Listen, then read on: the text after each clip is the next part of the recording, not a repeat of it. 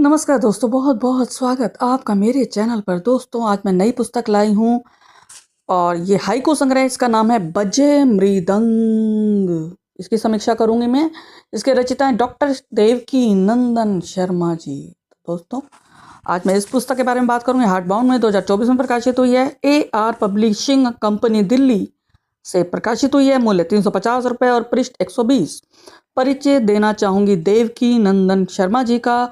बुलंदशहर निवासी हैं। इन्होंने MA हिंदी किया है, PhD किया है, सेवानिवृत्त प्राचार्य हैं, शुभम संस्थान के अध्यक्ष हैं, शुभोदय पत्रिका के संपादक हैं, संस्कृति मंत्रालय भारत सरकार की सीनियर फेलोशिप पर कार्यरत हैं। इन्हें ढेर सारे सम्मान मिल चुके हैं। लगभग 14 पुस्तकें प्रकाशित हो चुकी हैं। यह पुस्तक इन्होंने समर्पित की है अपने पौत्र दर्श को। और इसकी भूमिका लिखी है डॉक्टर जगदीश व्योम जी, प्रोफेसर स्वप्ना उप्रेती और डॉक्टर लवलेश दत्त जी। तो बता देती हूँ, डॉक्टर जगदीश व्योम जी ने क्या कहा है। वे कहते हैं कि वासंती भोर की मधुरिम सुगंध जैसी अनुभूति कराते इस संग्रह के हाइकू पाठकों को कभी भक्ति के रस सिक्त करेंगे, तो कभी प्रकृति से साक्षात्कार कराएंगे, कभी पर्वों के बहाने लोक जीवन में सदियों से रची बसी लोक संस्कृति का एहसास कराएंगे, तो कभी जिंदगी की तिक्त मधुर अनुभूतियों से भी उन्हें जोड़ेंगे। और बैक फ्लैप पर लिखा है प्रोफेसर स्वप्ना उप्रेती जी ने। इन्होंने लिखा है कि डॉक्टर शर्मा की हाइकू कविताओं में अनुभूति की गहराई और अभिव्यक्ति की प्रौढ़ता है।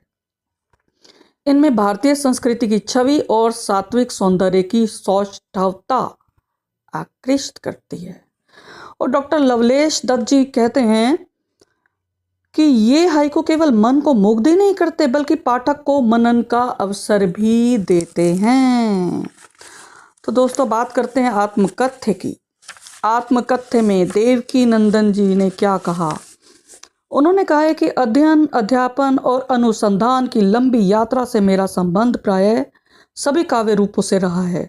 मुक्त छंद में कविता सृजन करते हुए मुझे हाइकू कविता ने अत्यधिक आकृष्ट किया। इसका कारण हाइकू की कथ्यगत सहजता और प्रभावगत विलक्षणता है।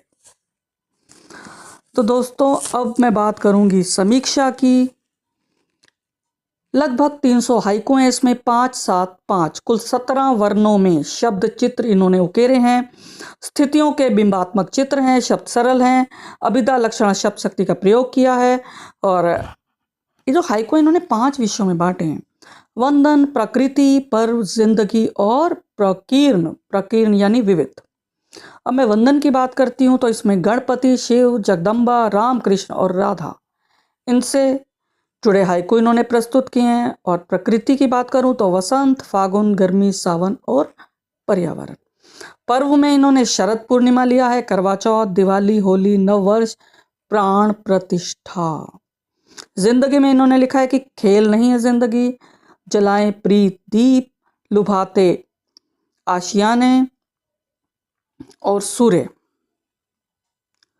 और बाकी मैं बात करूं प्रकीर्ण यानी विविध, इसमें इन्होंने माँ, मातृभाषा, नारी, बेटियां, बच्चे, गीता, योग, क्रिकेट, कोरोना, राजनीति, अध्यात्म, ये विषय लिया इन्होंने।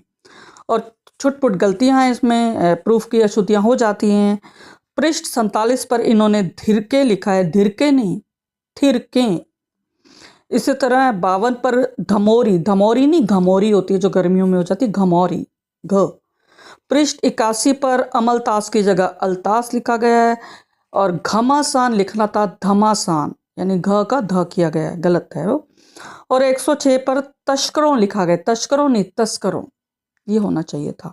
इन्होंने एक नया शब्द मुझे बड़ा अच्छा लगा, ठगौरी।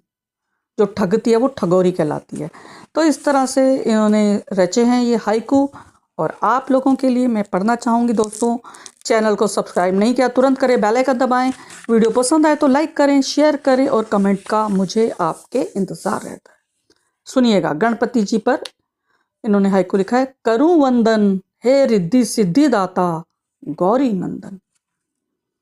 और एक और देखिएगा कृष्ण के बारे में, आंखों में तुम, कृष्ण कोटि प्रणाम, सांसों में तुम, सांसों में तुम। बहुत सरल है ये। इन्होंने वस्तु स्थिति को ज्यों का त्यों रखा है, यानी शब्द चित्र ऐसा इन्होंने खींचे हैं। एक देखिएगा, गर्मी से जुड़ा लिखा इन्होंने, न हो उदास, खाओ आइसक्रीम, सुकून पास। और एक और देखिएगा, गांव पे, चहके गांव, आया देखो वसंत, थिरके पांव, थिरके पांव। एक है पर्यावरण पर, मन यूं भजे, पर्यावरण बचे, जीवन सजे। मतलब सरल है, तो आम लोगों के लिए लिखे इन्होंने, जो आराम से पढ़ सके कि क्या लिखा गया है। और एक है शीर्षक हाइकू देखिए, बजाय मृदंग, नाचे है हुरिहर, देवता दंग, देवता दंग। और एक लिखा इन्होंने, अब डाकिए नहीं लाते चिट्ठियां, बड़े हाशिए, बड़े हाशिए। लेकिन दोस्तों, मेरा जो डाकिया है वह चिट्ठी तो नहीं लाता, हाँ पुस्तकें बहुत सारी लाता है। तो क्योंकि मैं पुस्तक प्रेमी हूँ, तो अभी भी डाकिए का जो रोल है महत्वपूर्ण है, पुस्तकें लाता है हमारे लिए डाकिया। और एक देखिए, गीत बेटियां, धरा गगन गूंजे, वेद ऋचाएं, वेद ऋचाएं। ईश्वर रूप प्यारे, मासूम बच्चे, मन के भूप, मन के भूप। और देखिए, इन्होंने चांद को चंदर भी बोला है, बहुत सुंदर है। सूरज चाचू क्यों नहीं आते पास, चंदर मामू, चंदर मामू। एक इन्होंने लिखा है, थोड़ा एकांत, एकाग्र चाहे योग, करे दुखांत, करे दुखांत। योग का मतलब होता है कि जब आप परमात्मा के साथ जुड़ाव होता है, जब आप तन और मन को एक सार कर देते हैं, उसे योग कहते हैं। ऐसे क्रिकेट पे देखिए, इन्होंने लिखा है, अटकी सांसें, विजयी हो भारत, तकती आंखें, तकती आंखें। हम सभी चाहते हैं क्रिकेट में हमारा भारत सदैव विजयी रहे, और रहता भी है। और एक है, यह है जीवन दर्शन, मेहमान हम, मेहमान हम, मालिक कुदरत, मालिक कुदरत, समझे हम, समझे हम। हमें समझना चाहिए कि हम तो इस ज़मीन पर मेहमान की तरह आए हैं, मालिक तो हमारी कुदरत है, हमारा भगवान है।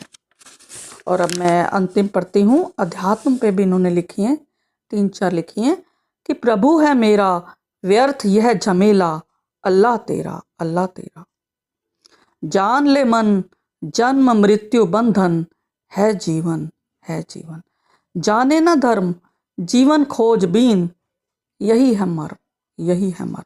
और अंतिम हाइकू देखिएगा, कहे फकीर त्याग के मोह माया, कहे फकीर त्याग के मोह माया, बनो कबीर, बनो कबीर, बनो कबीर। तो धन्यवाद दोस्तों, फिर मिलेंगे अगली कड़ी के साथ, तब तक मुझे आज्ञा दें। धन्यवाद।